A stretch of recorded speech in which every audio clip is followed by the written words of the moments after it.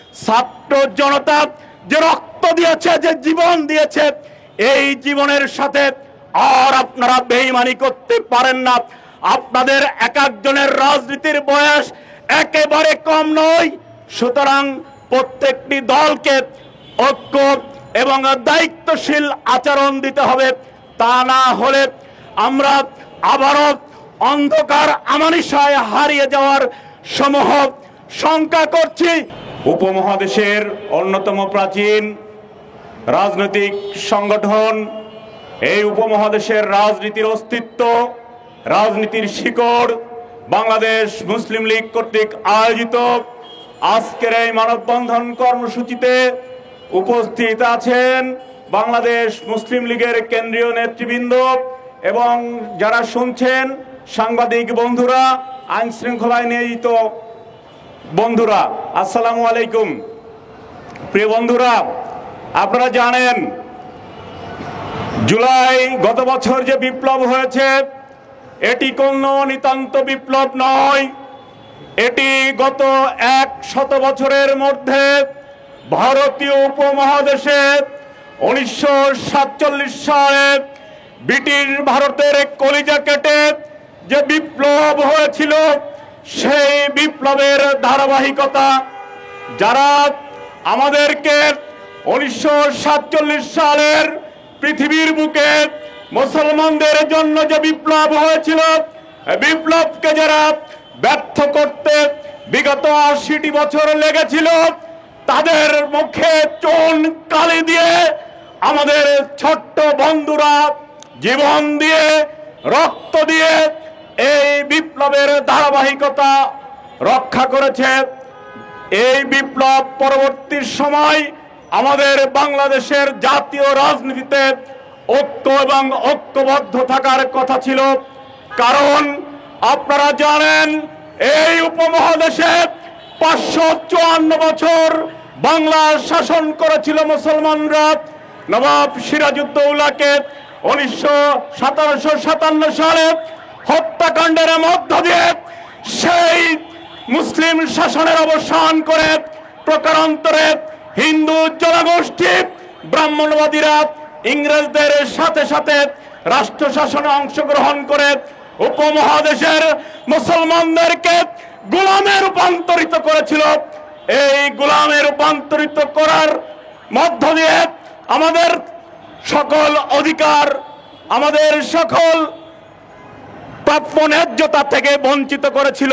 সেই ন্যায্যতা যখন ফিরে পেয়েছি, আমরা জীবন দিয়ে মৃত্যুবরণ করে ফাঁসির দড়ি গলায় নিয়ে আমাদের ন্যায্যতা যখন ফিরে এসেছে, তখন আমরা আবার দেখছি একদল স্লোগান দিচ্ছে রাজাকার বলে, আর একদল স্লোগান দিচ্ছে চাঁদাবাজ বলে।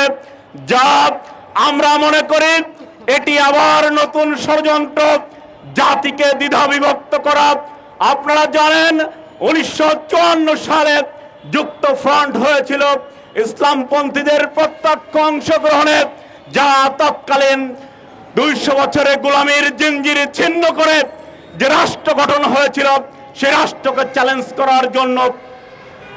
আমরা ইসলামপন্থী সহ অনেক রাজনৈতিক দলকে বারবার দেখেছি ঐক্যবদ্ধ হয়ে তারা রাষ্ট্র এবং জাতির বিরুদ্ধে অবস্থান নিয়েছে, কিন্তু তারা বুঝতে পারেনি প্রকারান্তরে হিন্দুস্তান লাভবান হয়েছে।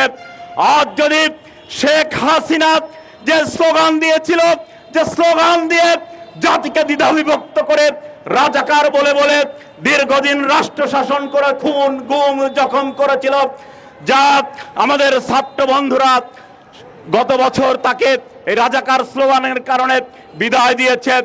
আজ যদি আবার এ ধরনের জাতিকে দ্বিধা বিভক্ত বিষয়গুলিকে সামনে আনা হয়, প্রকারান্তরে দিল্লি লাভবান হবে।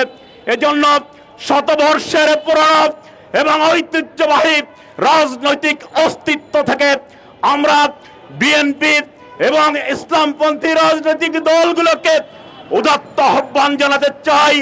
আপনাদের ভিতরে ইতিমধ্যে যে হানাহানি, ইতিমধ্যে যে অনৈক্য তৈরি হয়েছে, এই অনৈক্যের ফলশ্রুতিতে লাভবান হবে দিল্লি। অতীতেও তাই হয়েছে। 1954 সালে হয়েছে, 1965 সালে হয়েছে, আপনার এরশাদ জামানায় হয়েছে, আপনার বিএনপির প্রথম আমলে হয়েছে। ইতিহাস পর্যালোচনা করলে দেখা যায় এই অনেকের কারণে বারবার দিল্লি লাভবান হয়েছে। ছাত্র জনতা যে রক্ত দিয়েছে, যে জীবন দিয়েছে, এই জীবনের সাথে আর আপনারা বেঈমানি করতে পারেন না। আপনাদের এক একজনের রাজনীতির বয়স একেবারে কম নয়। সুতরাং প্রত্যেকটি দলকে ঐক্য এবং দায়িত্বশীল আচরণ দিতে হবে।